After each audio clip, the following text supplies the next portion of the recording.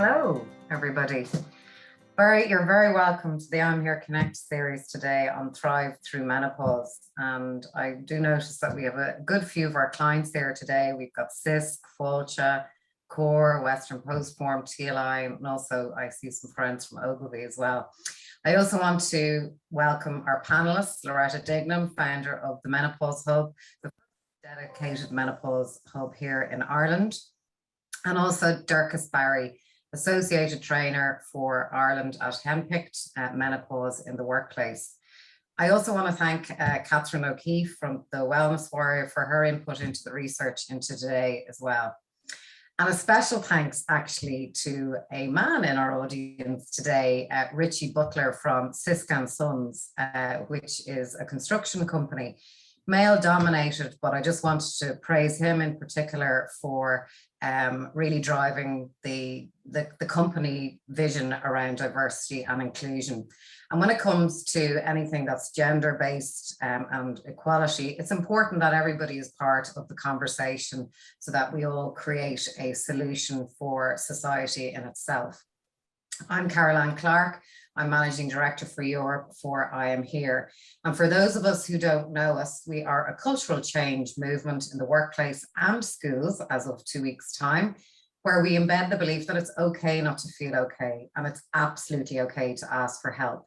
And we achieve this through customized and a systematic approach with every client. And ultimately what we are doing is increasing both help giving and help seeking behaviors with our clients and our children, and driving positive cultural change around mental health and well-being. And I'm Here, we recognize that all of us struggle at some stage of our lives, and our struggles are unique to all of us.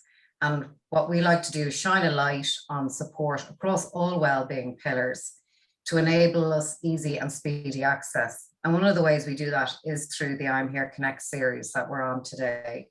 Menopause impacts all women across the globe and their support system as well. Menopause impacts our mental, physical, and social pillars of our well-being, and that is why we're here today. Today is about empowerment. We want women, employers, managers, and partners to walk away with a better sense of menopause and how we can support women throughout this time. We also want women to think of menopause as a time of renewal. And actually, when we're doing the research there, that's actually what they call it in Japan. And that's what I'm going with.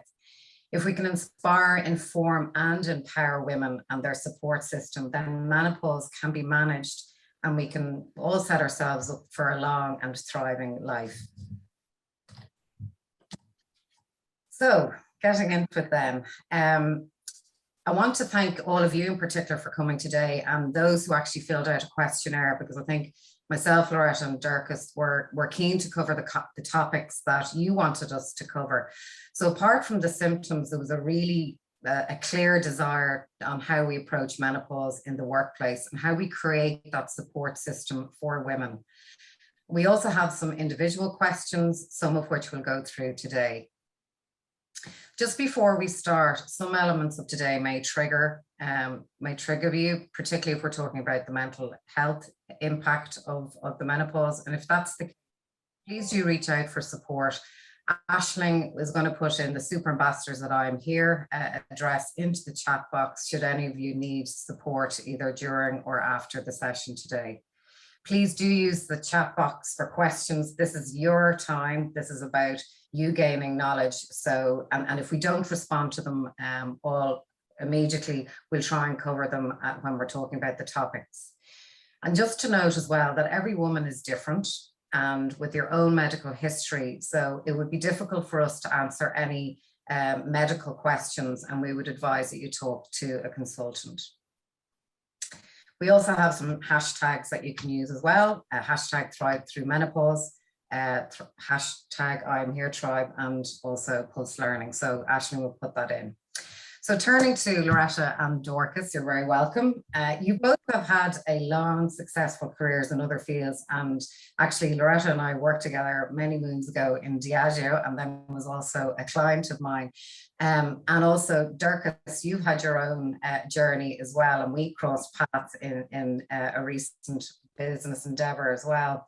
So maybe you could just tell the audience in terms of your journey and how you've transformed your careers to focus on menopause. So maybe Loretta, you could go first.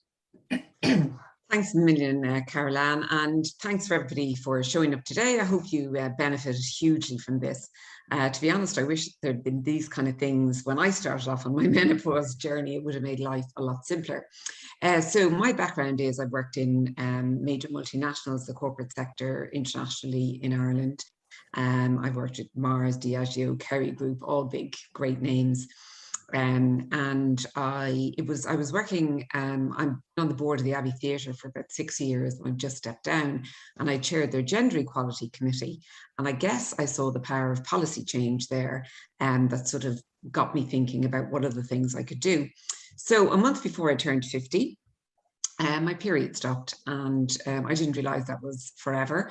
Very soon afterwards, I started having hot flushes. So I'd have maybe 20 or 30 hot flushes a day. I'd have them at night. My duvet was on, duvet was off. So basically, this is the beginning. And the only two things I knew about menopause were hot flushes and no periods. So hey ho, I was menopausal. And just turning 50, I thought I was way too young for this kind of nonsense, really. Anyway, I went to my GP after about 3 years of putting up with awful symptoms, but not as awful as some of the women that I meet and hear from. And I went to the GP. I tried everything natural under the sun, including magnets in my underwear that you can buy for Boots. And I've got a secondhand set to sell you, barely worn. And the only thing that happened really was that when I went into the supermarket, the chain from the trolley that you used to put your money in stuck to my middle, or the wire basket, and it was like, whoom. And anyway, the hot flushes still remained. So I usually keep my little magnet as a reminder of the olden days. Anyway, I tried everything natural under the sun, was terrified of HRT, but with no information on anything, actually. And I would consider myself to be reasonably well educated, reasonably intelligent, and yet I knew nothing. So I went to my GP, as I said, after 3 years, and she went, no periods, hot flushes, you're menopausal. And she talked to me about what I might take. And if she'd asked me a few more questions, she wouldn't have prescribed the HRT that she did. But that was at the start of the journey. I then, after a few months, realized that wasn't for me. And I sought a consultation with somebody who was much more kind of experienced. It was very in-depth. It was over an hour. It was very expensive. But I left knowing so much more about menopause than when I went in. And I heard the word perimenopause, which happens, in the period leading up to menopause, which I'd known nothing about either. And when I look back in my 40s, I realize all the different things that I'd gone through, all the medical appointments I went to. I had, brain scan for headaches, sent to the eye and ear emergency department 3 times for dry eye. I mean, the list goes on. Anyhow, to cut a long story short, I was talking to a woman who was turning 60 that weekend. She picked up a menu in the old Bewley's Cafe, and basically I thought she was going to faint, but she said no, it was just a hot flush. And I couldn't believe it, 60 years of age, 10 years after she'd started these hot flushes, she was still going through this, had never sought help. So on that day, I decided I'm going to do something about this, practical for women. So I opened up, I did research, and then I opened up the Menopause Hub, Ireland's first dedicated multidisciplinary menopause clinic. Hard to believe that nothing existed prior to that. And so that opened in December 2018. We have been inundated. So we have medical doctors, gynecologists, and GPs. We've got a psychologist, because CBT is very effective for women going through menopause. We have a dietitian and nutritionist who specialize in menopause, and we have a women's health physio, so pelvic floor work is really important, and we have an acupuncturist. So there's a range of services there for women. In addition to that, the other arm of the business that we're developing, or have been developing over the last few years, is the whole menopause in the workplace piece. So that's why I'm delighted to be here, Caroline, talking to you. So that's my story. I just, 2 little facts. One is that the average age of menopause in the 1900s was 47. The average life expectancy was 49. In Ireland now, the average age of menopause is 51, perimenopause 45. And the average life expectancy now is 84 years. So I will be living a third to half of my life post-menopausal. And therefore, given that I feel very active and very alive, I'd like to live that in my best health. So our values as Menopause Hub are education, empathy, and empowerment. And really, if there's anything that happens out of today, is that women are empowered to choose how to manage their menopause and know more about it, plus how to get support or seek support in the workplace. Yeah. And it's really interesting, Loretta, thanks for that, you know, because I've obviously done a lot of research into this myself, because I think I've been in complete denial for the last 10 years. And I know I'm not alone. I think I talked to many women just because of the social image of menopause. And that's why we're rebranding it as a time of renewal. But just touching on your point there around the fact, you know, that post-menopause piece, which is the rest of our lives effectively, and how we approach menopause directly impacts on how we live our lives, particularly to avoiding things like dementia and or Alzheimer's, which is one of the two top killers for women. I'm going to move on to Dorcas now in a second, but I love the fact that we're bringing a little bit of humor into this, and thanks, Loretta, for sharing that story, because I think, again, we take this topic very seriously, but this happens to every woman, and of course we have funny stories. I mean, I was only sharing one this morning where I actually started on HRT at the weekend and the blooming patch fell off, and now I had to put it on, and I couldn't find it anywhere, and I had the kids looking for the patch as well. So, you know, there's lots of stories that we can share with one another to kind of bring that kind of sense of relief to what we're experiencing as well. So Dorcas, over to yourself. We'd love to hear about your journey as well. I mean, you have a fantastic career behind you, particularly I know you from the nutrition side of things. So what prompted you to kind of make that move or that shift into this area? Okay, well, as you said, I was working in nutrition and food, and I was running healthy eating events in the workplace. So I was already in that kind of, you know, workplace, just running events, well-being events. And I actually started then expanding into mental health as well. And I trained as a meditation coach. Because, you know, when you're working with people about food all the time, you begin to then realize that food can only ever go so far. No matter how good your diet is, you know, our stress levels and how we feel is huge impact on our well-being as well. But I just decided to go back to college and do a master's. And I stepped out of that space and went back to do a master's in occupational health psychology. And that was around a time in my life where I was going through a lot of changes, and also menopause hit at 100 miles an hour. But I didn't realize what it was. So, you know, again, it's the same story. You hear this from people over and over and over.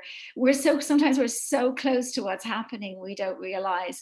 Like Loretta and like you, you know, you hear about hot flushes. My mom and you know, her sisters were always going on about tropical moments. But apart from that, you know, I really knew absolutely nothing. And I wanted, you know, because of my background and everything, I wanted to try and do a natural, you know, approach as much as possible. But it was actually a friend of mine in the States who I was talking to her one day, and she said, I think you better go and get your hormones checked. And she said, what you're talking to me about sounds really hormonal. And it was like, I was too close to it. I just didn't see it. So I like that. I tried to find a natural approach, went to a doctor who specialized in this area. I did start off choosing to go on to natural HRT. But unfortunately in this country, the provision is just not there. And it just became, you know, just not possible for me.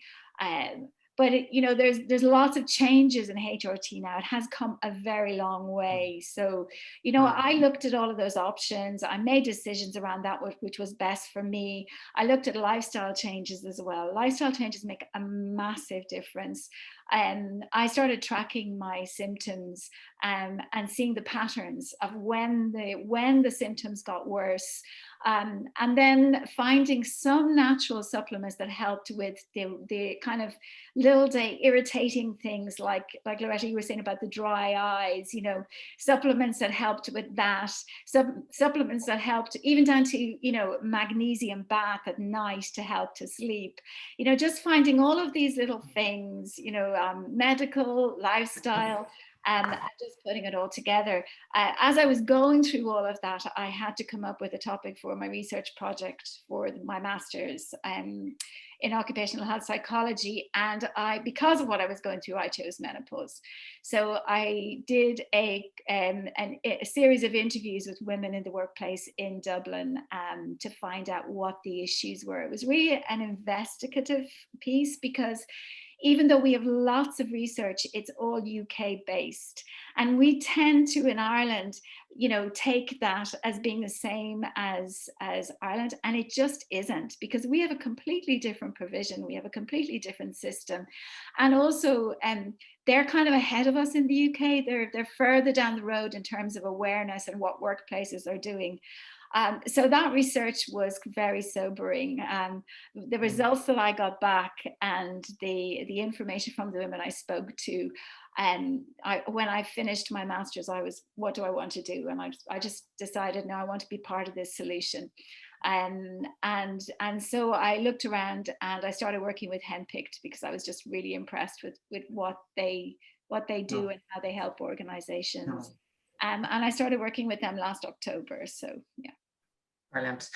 And a couple of things just to pick up on there. I love the way you talk about that. Sometimes we're so close to it, we don't see it. It's a bit like PMT. It's only when you come out the other side that you kind of go, oh, that's why I was like that.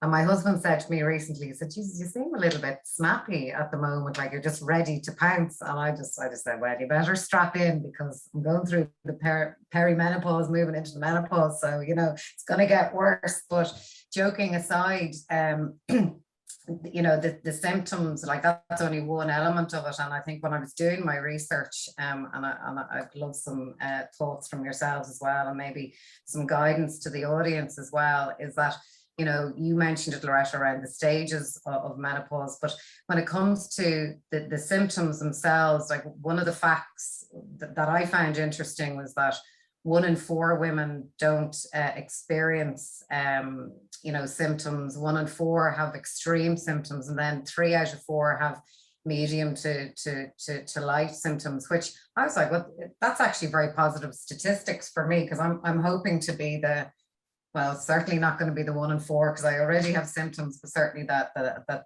3 out of 4. But, you know, you've both mentioned around, you know, the hot flushes and kind of the common ones. But one of the things that I found really interesting is that there's so many symptoms, and obviously we break them down into kind of the mental, emotional, physical, and genitourinary. I can never say that word. Genitourinary.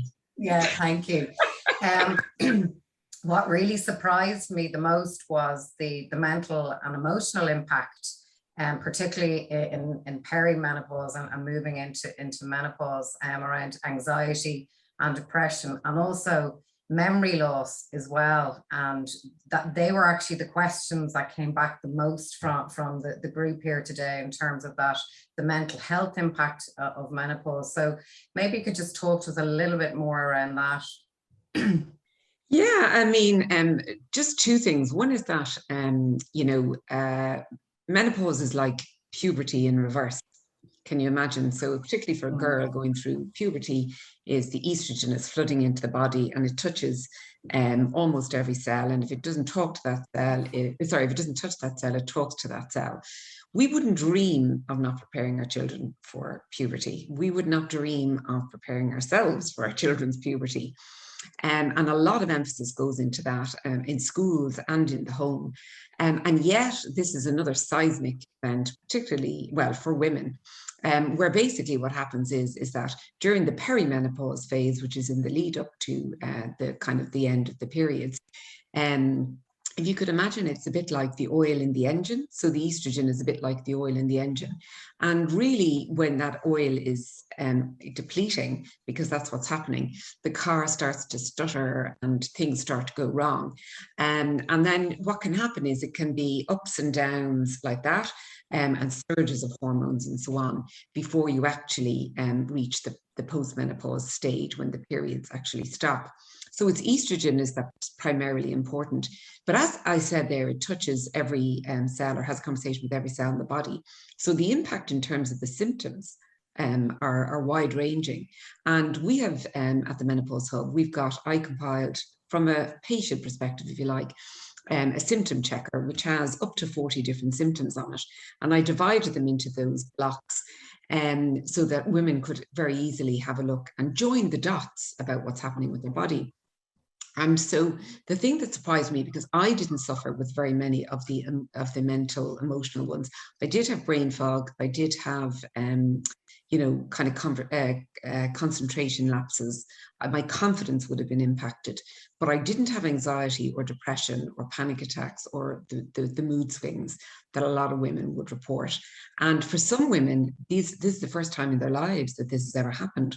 So a lot of women would tell us that they feel they're going mad, and they just don't know what's happening. And because the famous two of no periods, hot flushes, maybe in loss of libido and being grumpy or something, they're the only ones that people know about.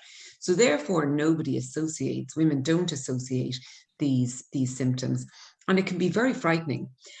So the anxiety and the mood and the depression and so on is one aspect. Then if you talk about going into the workplace and you're talking about, if you have a job where you've got focus on detail, and you're having lapses of concentration where you need to remember detail and you've got memory loss, and you have this brain fog, which is kind of like cotton wool in your head, can really impact on your performance. And the other area that's very big is obviously sleep disturbance. And that can be from hot flushes, or generally women talk about, they find it easy to get to sleep, but then they're awake half the night, they're awake at 4 and 4 onwards. And that impact on sleep also impacts the entire body. So that's another symptom that comes up very strongly with women. But I think the key ones of, this worry about what's actually happening. And women would think, they're going mad. They also think that because of this brain fog and this kind of forgetfulness and memory loss, is that potentially they're heading into early Alzheimer's. And I've spoken with some of the people in the Alzheimer's area, and they see a lot of women presenting in either perimenopause or postmenopause with this. So that can be frightening in its own way. But what the latest research has said is that these symptoms, and people have heard of, sort of baby brain when you're pregnant, different things that happen because of hormones, PMT, how it can impact your brain. Well, it's the same thing in menopause, and estrogen does impact the brain. But what the latest research is that some of the disruption that happens during perimenopause can reverse itself post-menopausal. So it can get better once you move on. And obviously, if you're taking hormones through hormone replacement therapy, that can also impact and improve the status for women. But yeah, and I would just say to you that in the research that I've done, 80% of women are unprepared for menopause. 66% know little or nothing about menopause. I knew hot flushes and no periods. So that was probably the extent of my knowledge, which is really minimal. So that's the big thing, is about being, trying to educate ourselves about it. But the symptom checker certainly lets you see it all on a page and helps join the dots, which women don't, and often their GPs don't either.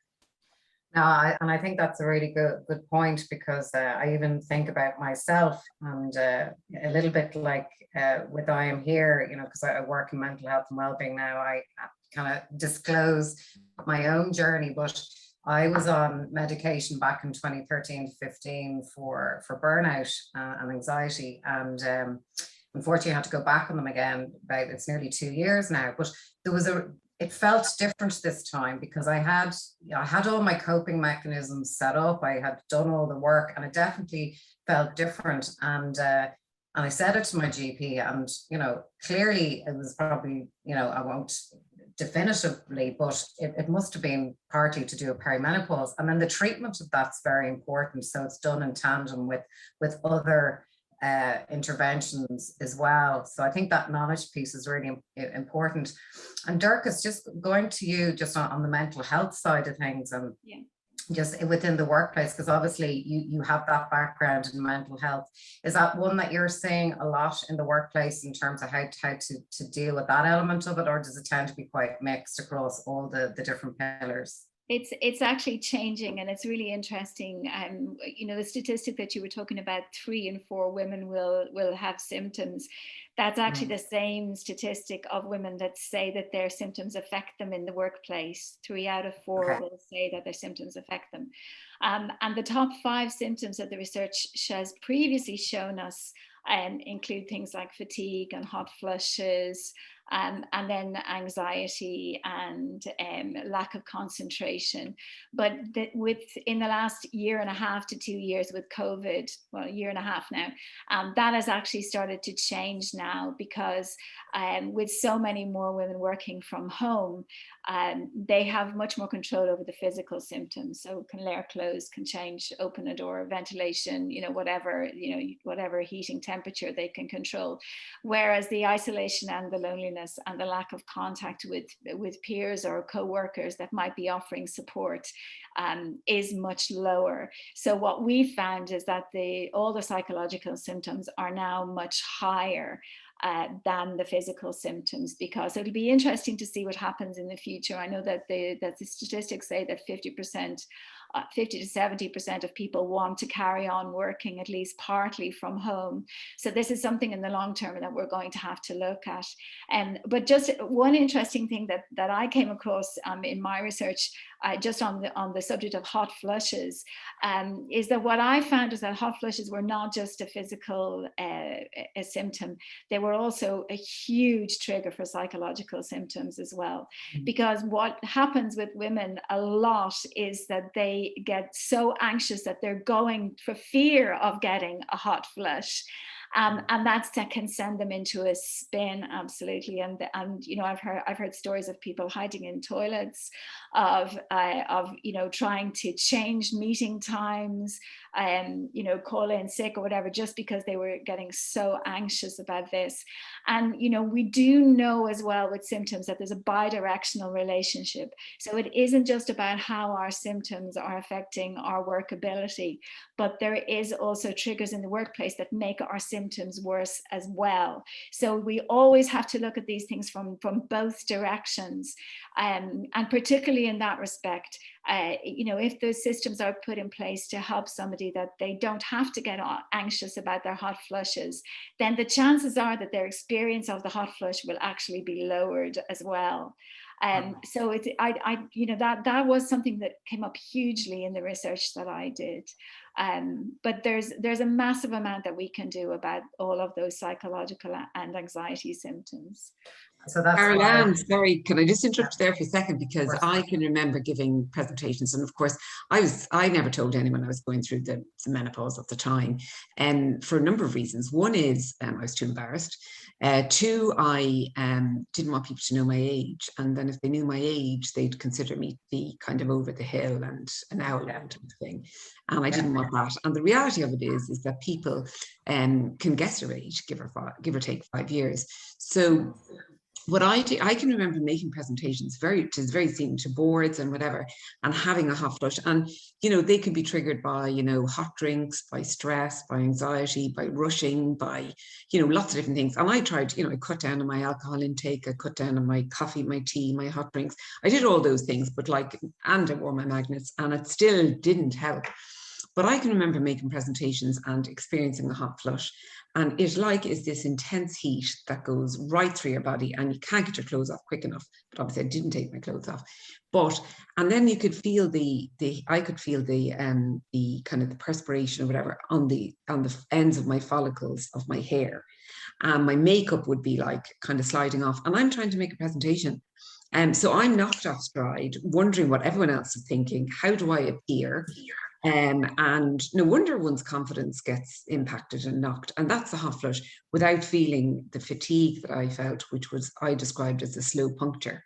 So if you add all of those things in, it can be a very trying time for women. And then trying to hide it as well, you know, kind of adds to, as you said, the anxiety, the fear, the whatever around it. Yeah. And that's a lovely segue into what women can do about it. Because, you know, you mentioned it at the start, Loretta, just around HRT. You know, when I mentioned it to my mum, oh, you can't be going on that. And as you said, it's become, you know, much more accessible, and they've innovated as well. But, you know, a good few questions came in around that kind of HRT or holistic. I know for myself, I've been on a number of supplements for the last probably 6 years, and we're all individual, just to go back to that point, but there are several supplements that we can all take to enhance our well-being during that journey. And then it's about having a choice and being informed around kind of the treatments that are out there that might be relevant to you. So maybe if you could just both talk a little bit around kind of the HRT versus holistic, what your views are. If you're happy to share your own stories, please do. But I think just to give the audience a sense of what they can do for themselves. Do you want me to start? So basically what happened was in 2002, there was a big study done in the States called the Women's Health Initiative. And that was done to test was if HRT could prevent heart disease, stroke, and so on in women. And the average age of the woman in that piece of research was 63. A lot of them were obese, had pre-existing conditions, medical conditions, were smokers, etc., etc. So, however, what came out from that, and the research wasn't peer reviewed in advance, but what came out was these scary headlines across the globe that HRT was bad for you, could cause stroke, heart attack, give you breast cancer, etc., etc. And to be honest with you, it was the worst thing that could have happened to HRT. And the authors of that research have since come out and apologized that it had the negative impact that it had. But of course, you know, newspapers like big scary headlines, and they don't really like positive news. So that doesn't really get the airtime that is required. So as a result, women overnight stopped HRT, as did GPs, and doctors stopped prescribing. So it took from then until 2015 till the NICE international guidelines came out, which would actually said that HRT is the most effective treatment for most women for menopausal symptoms. Yes, it has risks, but the risks are much lower than you might think. So the risks, you have a greater risk of getting breast cancer by being overweight or obese, with a BMI of over 30, more than twice the risk you have of taking HRT. You also have a greater risk from drinking 2 units of alcohol a day or more, and that's a greater risk than taking HRT. So that damage was done. I myself, when it came to kind of approaching the menopause and whatever, was terrified of HRT. And all I had in my head was, oh yes, that's dangerous, can cause breast cancer and so on. So I'll be avoiding that. Now, I didn't look up the data. I didn't spend a lot of time researching it. And even when I went online, the data was so conflicting, but I was like, okay, I'm not taking it. So I tried all the things like sage, black cohosh, dong quai, and if you go into any health food store, they'll give you a list of those. There's things like Menopause, Menamin over the counter. There's phytosoya. There's all of those things that you can take that are menopause specific. But to be honest with you, what I found was that over time, my hormones were continuing to drop, and maybe the sage that worked for a couple of weeks for me stopped working, or the magnets worked for a week. Now, I don't know if that was a placebo effect, but they worked for a week and then they didn't. And so over time, and I did all the diet and lifestyle things that you could possibly do. I increased my exercise. I went to bed earlier, cut out the alcohol, cut out the hot drinks, cut down on sugary foods, took up meditation, you know, did everything that I could possibly do except touch HRT, but nothing improved my symptoms. Like, they just continued, and it was relentless. And I don't feel I suffered as badly as some other women, but for me, it was relentless. And I gave in and went to the GP.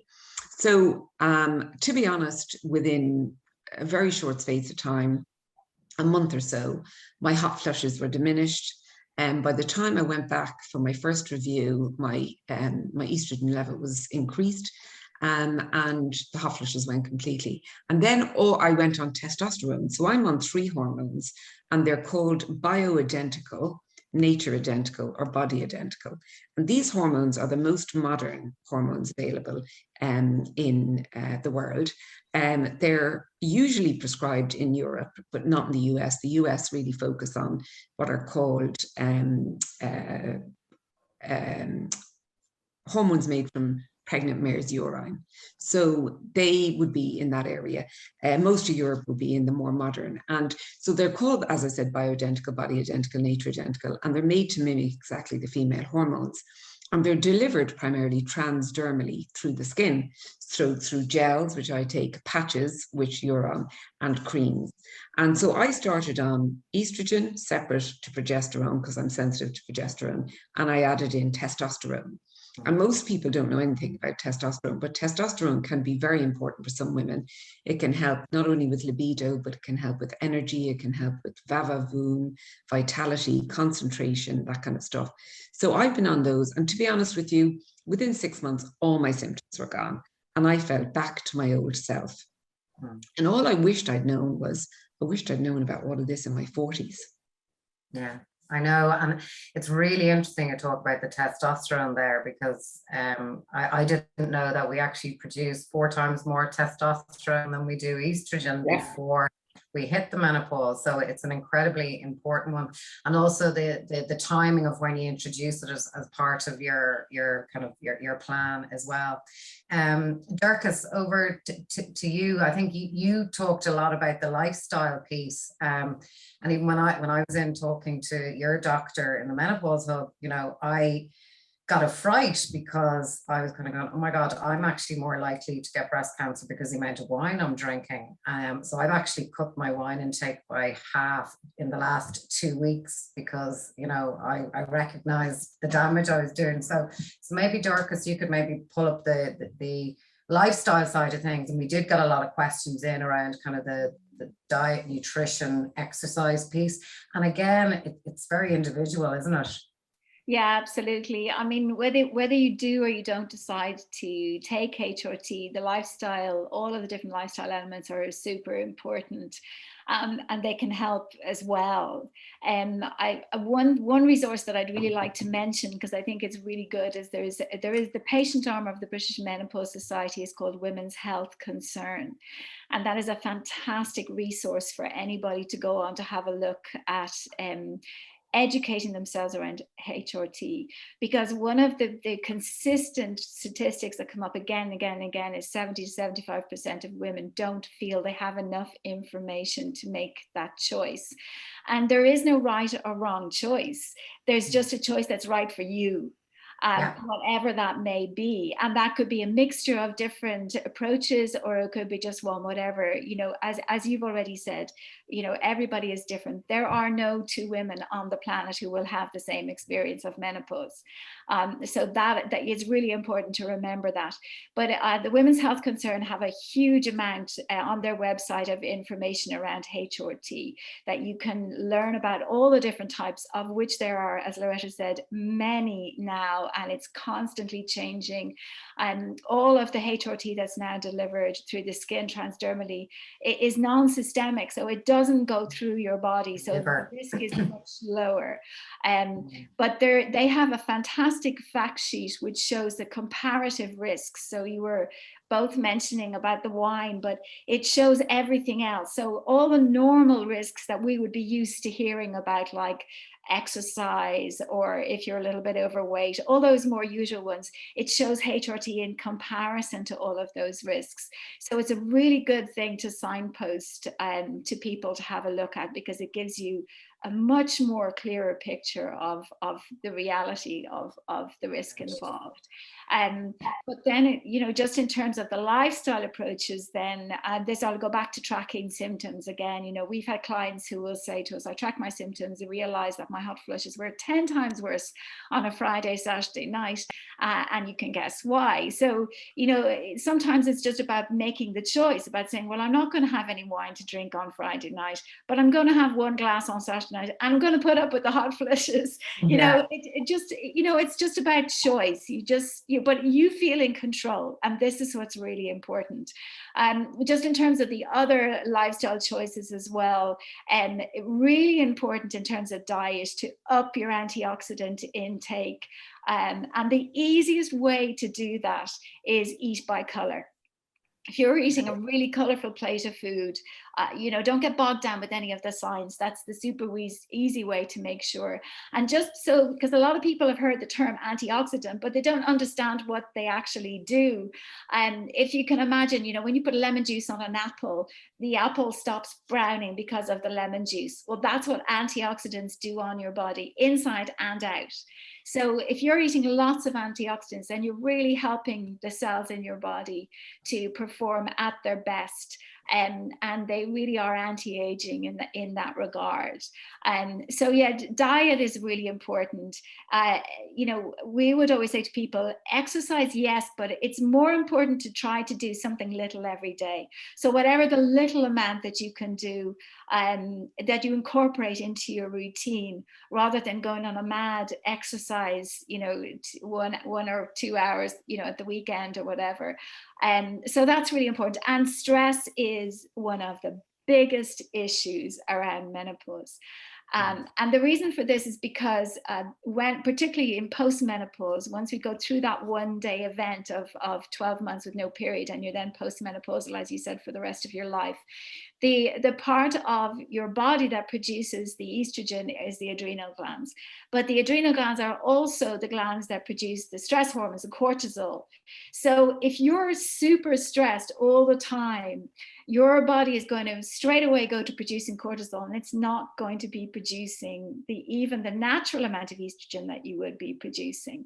So stress is a huge, huge issue. So anything you can do to reduce the stress in your life, at work and at home, will really help. That's probably one of the biggest lifestyle issues, is reducing stress, and doing whatever you can do. It will make a massive difference to your symptoms and your experience, any negative experience that you're having throughout menopause. Reducing stress will make a big difference. Brilliant. And a lovely segue, I think, into the workplace piece that people were really keen to talk about. So particularly thinking about alleviating the stress, because if you're in a stressful job anyway, and then you add in perimenopause, menopause, it can be very, very difficult for women. So maybe, Dorcas, you've been working in the workplace a good while. So are there any companies supporting women in the right way? Have you any examples of? Yeah, I do. Yeah, I mean, we've just awarded menopause friendly accreditation to HSBC Bank and also Marks and Spencer's in the UK. Both are the two of the most recent companies. They've just done an amazing job of the work that they've done in the last 2 to 3 years. In very different areas within the workplace, and various different interventions, but overall the aim overall is to just bring menopause into the awareness, to make a conversation about menopause the same as a conversation about anything else, to make it everyday, to make it normal. That's what reduces the taboo. That's what reduces the stigma. I had 95% of participants in my research say that they would rather chew off their own arm than go and speak to their line manager. I mean, this was the biggest dread of all. So, what all of these companies are doing through various different means is they're creating this space where women feel completely comfortable to come forward and to say, this is what I'm experiencing, and this is the kind of help that I need. And this is not always a massive big thing. It doesn't have to be. One example that we always give in our training is about a woman working who was at a very high level, and she started to notice cognition issues. So she was really having memory loss and brain fog and everything. And the way she had worked with her manager previously was meeting in the corridor and exchanging busily bits of information. And all of a sudden she was finding she was getting back to her desk and she just couldn't remember what they had talked about. So for her, it was simply sitting down with her manager and saying, look, this is what's happening to me. This is what I'm experiencing. Can we stop talking in the corridor? Can we start, talking at my desk so I can write things down and I can record things? And that was all she needed. So it's a very good example of just showing that it doesn't always have to be a huge, big change or even something that costs a huge amount of money. Sometimes it can be something very small that can make a very big difference. Would you like me to kind of go through what those clients have done? Yeah, I mean, that'd be very helpful. Yeah. Okay. For employers here today and managers. Okay, great. And I think just before you do that, I think you touched on it, that it doesn't have to be complex. It can be small things. And I think that's where I'm here is very relevant, because what we do, it doesn't matter whether it's menopause or any issues that people are facing, but really it's about empowering people with courage, confidence, and skills to have compassionate connections with each other. So we're supporting each other through learning, say, the clear skills of compassion, listening, empathy, acceptance, and being real. It doesn't have to be a big, complicated process. It's really about providing that safe environment where people feel they can express how they're feeling. I mean, I know with one of the clients, we've a laugh all the time, and they're all female, but I mean, we're in meetings and both of us have brain fog at the same time, but it makes for a very funny meeting, and it comes back eventually. But if you just, beyond that kind of compassionate connection piece around which, learning clear skills and looking after one another, what other things are our clients doing around policies or guidelines to address menopause? Yeah, well, menopause policy is something that both of those clients have done, and lots of other clients are doing as well. And with menopause policy, it's really important not to take an off-the-shelf template. The more personalized the policy is for the organization, the more it matches the culture of that organization, the more effective it's going to be. So the more time that's taken to write that, it is very, very important for its effectiveness. Also, how is it communicated and how often is it communicated? All of this is really important. It really does need to be a living, breathing document that everybody knows it's there and everybody knows exactly where to find it and what it says. And we've seen this time and time again, that the organizations that have taken the time to do that are the ones that have a policy that really makes a difference. And if you're not a large enough organization that you're at that, you can do a set of guidelines, but again, just that it matches the way that your organization works. So that would be definitely one thing that both of those organizations and many others have done. Another thing that they've all done is awareness training. This is vital. So on different levels, awareness training for colleagues, which is for everybody. And I know we've spoken in the past about the fact that menopause does not just affect 50% of the population, which you see repeated again and again. It affects everybody. We have a client, Southeastern Rail, who have an 80% male workforce, and their train drivers have to sign a form to say they had a good night's sleep the night before before they're allowed to drive a train. And one of their train drivers said, "I can't sign this. Have you ever slept beside a menopausal woman?" And on the basis of that, when they looked at the demographic of their workforce, they realized that he was by no means an isolated case. And so they delivered menopause training to all of their staff, with an 80% male workforce. It's really impressive. But menopause affects everybody.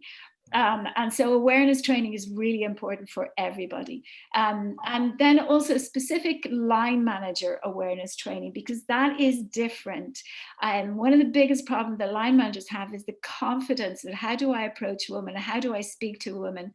I know I was saying about the women in my research being very reluctant to speak to their manager, but it also works the other way around. The research shows, and I hate saying this, but it's the truth. The research shows that most line managers are often male and younger, so they are as dreading a conversation about menopause as a woman might be approaching them. So the line managers don't need all of the detail with regards to, you know, the approaches and the HRT awareness and all of that. But what they do need is they do need to understand about what is best practice, what are all the legal requirements, you know, what has happened in terms of tribunals up until now, what do I need to do, and how do I need to approach this, and what is the best way that I can help somebody and support somebody, and even as simple as having that conversation. How do I have that conversation in a way that's not patronizing, that's not shutting somebody down, that's not, you know, that's not making life even more difficult for them. So manager awareness training, and then often we would do training with specific roles like HR. And then if an organization is large enough to have their own menopause champions or advocates we do training, carry out training around that as well, where we would help an organization to set up their own system so that they're able to deliver awareness training sessions themselves on an ongoing basis, you know, for the future. Because there will always be new staff who are coming up the line, who are, you know, who are reaching that stage. And it's human nature. We don't want to know about something if it doesn't affect us. So we kind of have blindsided until we get to that stage ourselves. So it is something that you do need to be delivering continuously. Then support groups. This could be as simple as, you know, getting everybody together for an expert presentation, something even online, you know, lunch and learn sessions. And it doesn't always have to be a menopause topic as such. As Loretta was saying earlier on, sleep is a big issue. So running a session on sleep with an expert, you know, opportunities for Q&A or suggestions or whatever, running related sessions, all of those clients that I mentioned have done that as well. And then also through the well-being, whatever well-being facility is available, to look in detail at the stress options. What's the provision? Is there an employee assistance program? That's something that can be really, really useful to touch in with whoever's providing that service and make sure that they're trained to deliver help and guidance and counselling for people with menopause issues, particularly the psychological ones. So they're all the kind of things that people would organizations would do and have done to make the necessary changes and to create. So I think there's some very practical things that companies can do, you know, from the policies, guidelines, lunch and learn and all that. And I think from the human perspective, we know and I'm here that 70% of people don't look for help when they need help. And equally, we all want to help one another, but don't know what to do, particularly when it comes to mental health and well-being, or areas such as menopause and that, which impacts greatly on mental health. So really it's about providing that overall cultural shift as well, that people feel supported regardless of what the struggle is, and teaching people the skills of, like, what are the barriers to having those conversations and how do we move around those, and then how do we communicate through clear skills on that. So if anybody does want to become a tribe member of I'm Here, where you learn all those clear skills, understand those barriers to having those conversations, do go onto our website at www.iamheretribe.com, and we'd be very happy for you to do the tribe members course. It's only 20 to 25 minutes of your time, but it'll be a life skill. Loretta, could I just very quickly intervene, because I've just seen that somebody's come up with a question about female colleagues approaching their line managers, and I really would like to say this because it's such a huge thing. It comes up again. What a really, really simple way to try to approach this, for anybody who's in that situation, who's here today. First of all, empowering yourself and tracking your symptoms, so you're in control and you know. That will help have that conversation if you have that awareness, and then approaching it from the point of view of saying, this is what I'm experiencing. This is what I've done myself already about it.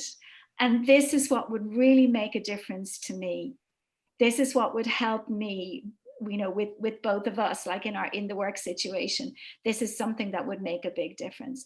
And if you're delivering it very clearly like that, and you know what you need and you've thought about it, then you should have a much easier conversation with your line manager, and they will feel much more comfortable talking to you if you're showing that level of just understanding yourself of what's happening and what you need. So I hope that would help.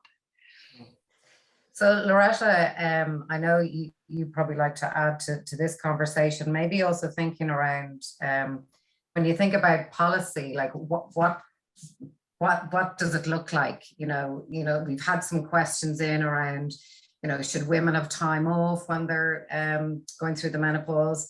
I know that in the UK, there's been some cases where, high court cases, and, they're looking to put menopause as a disability, which I personally would hate to see, but I would just love, in terms of policy piece, what does that look like to you? And where do you think we're going, I guess, in Ireland in this area? Yeah, before I get into the policy bit, I just wanted to say a couple of things that we've been doing with organisations in Ireland, and I think this will resonate with anybody here from a HR or employer line manager perspective. And so I would agree with Dorcas with all of the different things she's talked about there. With Bank of Ireland, for example, as a customer or client of ours, they did menopause awareness training for staff generally, and there were some men and women on that. We also did training for the line managers and for HR that was more specific, and we did talk about policy development. We did talk about these tribunals and so on. But I do believe that, and that's a great place to start. What I would say, though, is that a lot of organisations have, in the Bank of Ireland, they call them reasonable adjustment passports. Another organisation I was speaking to this morning called them diversity passports. So they have these ways whereby you can request specific things to you that are reasonable adjustments within the organisation. So part of that line manager conversation might be, I'm looking for these reasonable adjustments. So that could be, if I'm experiencing hot flushes, I would prefer to sit near a window. I would prefer to have a fan, my own fan on my desk. I need to be maybe near the air conditioning, or if somebody has, sort of bleeding that they, would feel uncomfortable talking about, but they might say, look, I need access to a toilet regularly. If someone's on, so it's different if you're office-based versus if you're on a production line, or if you're in a warehouse, or if you're on a till at a retail outlet. So really it's about, what accommodations can help you as an individual, and how can the organisation help the person who needs this. So those adjustment arrangements are a very good way of doing it, to personalise it towards the woman.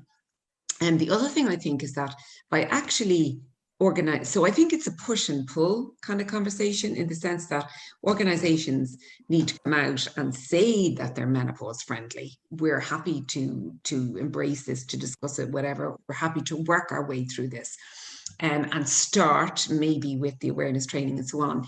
But that then will give, and if management are trained and HR, it's even better, but that would then give a signal or whatever to the employees that this may be a safe environment. So they would give the opportunity for that conversation to be brought up potentially. Now, admittedly, there's some women who say, look, I've battled my way to the top here in this career, through every glass ceiling and against every discrimination. I am not about to announce that I'm menopausal. I do not want any of this, etc., etc. And that is their prerogative. But I would say to organizations, what have you done around mental health? And I've been quoted in the Irish Times as saying, menopause where mental health was 10 years ago. And I know in organizations they're addressing some miscarriage, adoption, fertility, and other sort of areas. But the key thing is, what have you put in place maybe around mental health that would be particularly useful around menopause? All of it, some of it, but there'd be definitely, you're not reinventing the wheel here and starting with a blank page.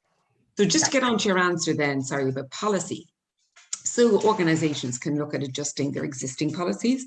So if you have a sickness policy or an absence policy, you could make it explicit that menopause is part of that.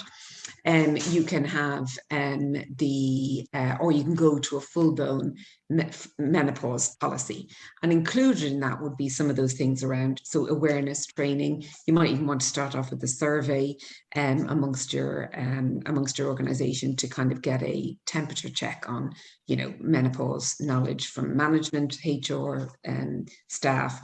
You then might want to to do the awareness training that Dorcas talked about. You would also look at the management training. You look at reasonable adjustment passports. You would look at potentially ambassadors or champions, which, you know, organizations have for mental health. And then you would ultimately say, these are our policies around absence and around time off, etc. The women might need time off to go for medical appointments. They might like the flexibility of working hours by saying, you know, I've really had a very bad week sleep. Would it be all right if I started work tomorrow later or whatever? Or I'm just exhausted and I need time off, or I can't come to work today because of X, Y, and Z. So that it's, you know, they're not ringing in saying I've stomach bug all the time. You know, and it's really, so it's multiple elements to it in order to create its own policy. But the key thing, and I would go back to what Dorcas has said, is if you don't communicate this, it just becomes another thing that sits on the shelf and, you know, doesn't really mean anything. It's just a box ticking exercise. Yeah, and look, and I think I love the idea of the questionnaires and getting input from the women themselves. It's 14:59. So we've reached the end of the webinar. I think everybody will agree that it's a complex area. It's very detailed. We could talk about this for hours. If there is an appetite for us to do a session on a particular area, please do let us know. We'd be happy to discuss it and do a follow-up. I want to thank both Loretta and Dorcas for their time today and their expertise. I've certainly really enjoyed it. And every time I talk to both Loretta and Dorcas, I learned something new. So thank you for that. We'll be sending you both Loretta and Dorcas's details if you want to get in touch that can help your organization in this area. They are true gems, so do contact them. And we'll also be sending you some resources as well. And I just wanted to say as well, remember that knowledge is power. If you're struggling, seek support, particularly with your mental health. And remember the clear skills when you're, you know, in work as well: compassion, listening, empathy, acceptance, and being real. And I have invited you all to become tribe members, which will help those conversations, and you can all learn the clear skills and support one another in this journey. And if you want to contact me as well, I'm just Caroline Clark, caroline.clark@imheretribe.com. So thank you so much, and hopefully we'll see you all at another date and time. All right. Thank you for having us. Thank you. You're very welcome.